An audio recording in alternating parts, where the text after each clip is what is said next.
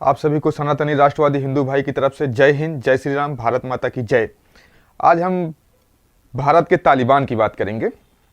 जिस तरह अफगानिस्तान में तालिबान है, उस तरह भारत में भी कुछ ऐसे मुस्लिम संगठन हैं जो तालिबान की तर्ज पे काम कर रहे हैं और भारत की व्यवस्था और भारत की शांति और भारत की एकता को भंग करने का प्रयास कर रहे हैं और लगातार कर रहे हैं वो।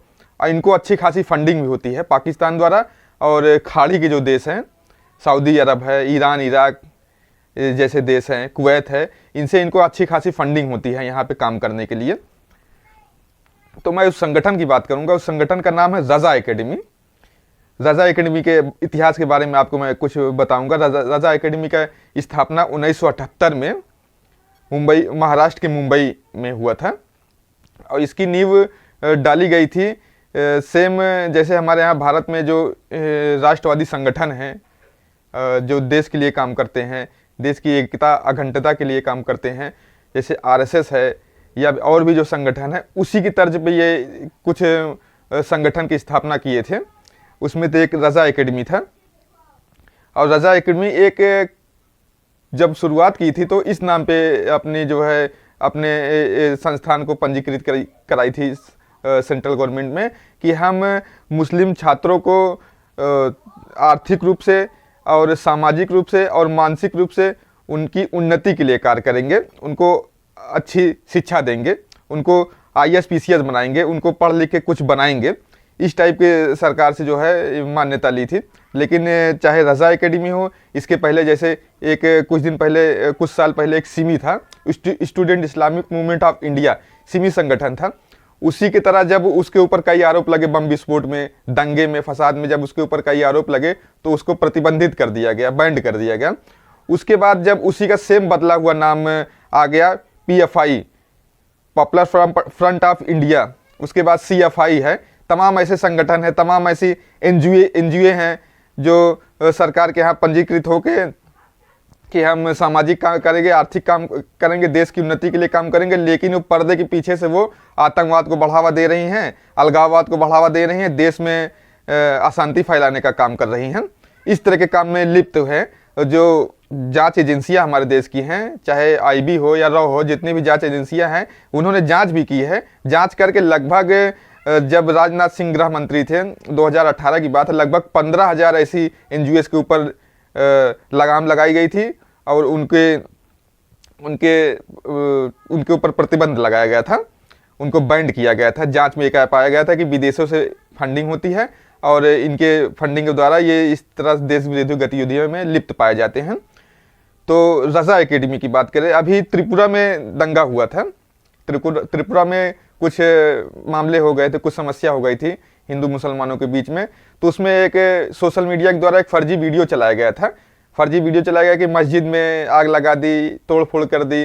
तो बाद में वहाँ के जो उप मुख्यमंत्री हैं त्रिपुरा के, विप्लव देव तो मुख्यमंत्री हैं, उप मुख्यमंत्री जो हैं, उन्होंने सार्वजनिक रूप से आके मीडिया के सामने ये बयान दिया कि नहीं, हमने जांच कराया है और ये इस तरह की चीज़ें अफवाह उड़ाई जा रही है कि भारत का शांति जो है ध्वस्त हो, शांति व्यवस्था खराब हो और हिंदू मुस्लिम में राइट हो, जिससे कि यहाँ पे अव्यवस्था फैले। ये पाकिस्तान की एजेंसी है, वो इन सब सारी चीज़ को, उनकी देख रेख में ये सारी चीज़ होती हैं। तो उसी के विरोध में महाराष्ट्र बंद का आह्वान किए थे रज़ा एकेडमी वाले। तो हर जिले में अपना रैली निकाले थे, और रैली तो निकाले थे, लेकिन जो दुकानदार दुकान खोले थे जो हिंदू, कुछ जिलों में, 4 जिलों में ज़्यादा जो है समस्या हुई थी। एक अमरावती थी, 3 जिले और हैं, वहाँ ज़्यादा समस्या हो गई थी। वहाँ पे ये लोग, जो दुकान खुली थी उस दुकान में तोड़ फोड़ कर दिए, उस दुकान में आग लगा दिए और एक दंगा फसाद कर दिए, और कई लोगों की जो है वहाँ पे कई लोग घायल हो गए। तो ये त्रिपुरा के विरोध में ये किए थे। तो चलिए, त्रिपुरा के विरोध में किए थे, इनको शांतिपूर्ण विरोध करना चाहिए था और सरकार को भी वहाँ पे देखना चाहिए था। या जब ये दागी संगठन है, इसकी भूमिका पहले भी जो है संलिप्त पाई गई है देश विरोधी गतिविधियों में, तो इसको महाराष्ट्र की सरकार, उद्धव ठाकरे की सरकार को इसको परमिशन नहीं देनी चाहिए इस रैली में सबसे पहले। लेकिन उद्धव ठाकरे भी जो है मजबूर है कांग्रेस के साथ और एनसीपी के साथ गठबंधन करके वहाँ सरकार बनाया है और एकदम मौन होकर देख रहे हैं।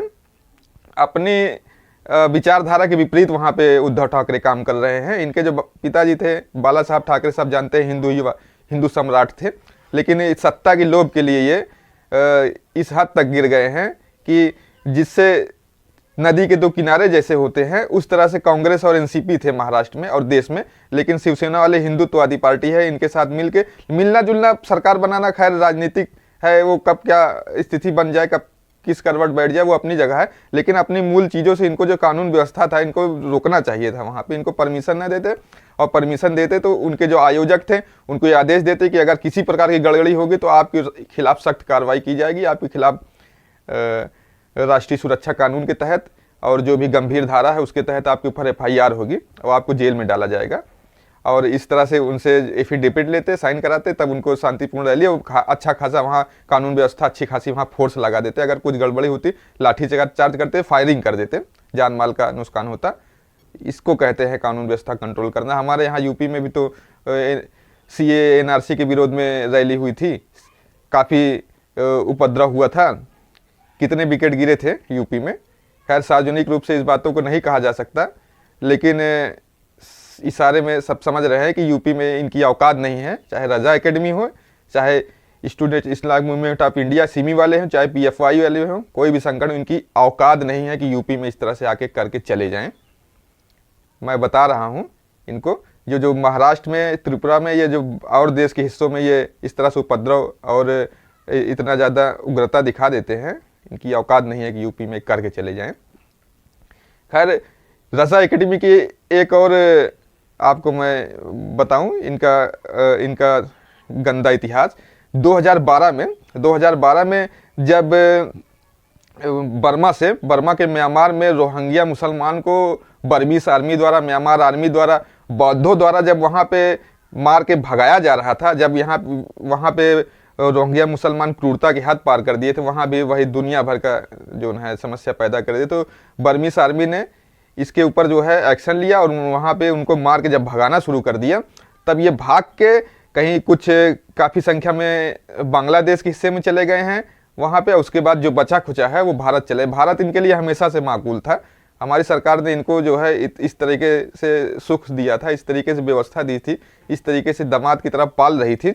कांग्रेस की सरकार थी, पिछली सरकार थी, तो ये चाहे अवैध बांग्लादेशी हो, चाहे रोहिंग्या, या दुनिया भर के जितने भी शरणार्थी हैं इस तरह के, वो भारत की तरफ रुख करते हैं। इनको यहाँ पे सारी चीज़ की धार्मिक आज़ादी है, इनको हर प्रकार की व्यवस्था है। यहाँ के जो हमारे नेता हैं इनको इतनी व्यवस्था दे देते हैं कि ये यहीं पे टिक जाते हैं। फर्जी आधार कार्ड बनवा देंगे, फर्जी डॉक्यूमेंट बनवा देंगे, फर्जी राशन कार्ड बनवा देंगे। वो हम हिंदुस्तानियों का ही अधिकार मारते हैं, हमारे ही दिए टैक्स के पैसे से पलते हैं और यहाँ आबादी बढ़ाते हैं अच्छी खासी।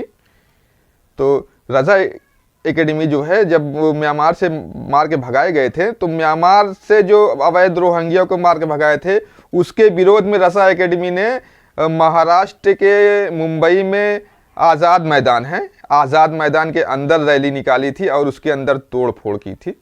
तोड़ फोड़ करने के बाद जो अमर शहीद जवान स्थल होता है उस पर भी तोड़ फोड़ की थी। उसकी जो है वीडियो रिकॉर्डिंग निकली थी, उसकी फ़ोटो मीडिया में आई थी कि लात मार के उसको तोड़ रहे थे, लात मारते हुए जो है उसकी वीडियो निकली थी।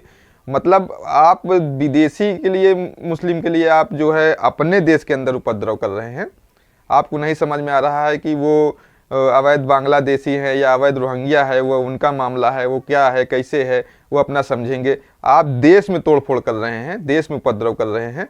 लेकिन अगर उनके ऊपर उसी समय काबू पा लिया होता, 2012 में ही अगर इनके ऊपर एक्शन ले लिया होता अच्छा खासा, तो आज ये जो महाराष्ट्र जल रहा है, महाराष्ट्र के 4 जिलों में जो है ज़्यादा दंगा फसाद तोड़ फोड़ हो गई है, ये ना होती है। ये दिखा रहे हैं, ये एहसास करा रहे हैं कि हम हैं अभी, और अगर ऐसी कुछ होगी स्थिति तो हम अपना समय समय पे अपनी ताकत का एहसास कराएंगे।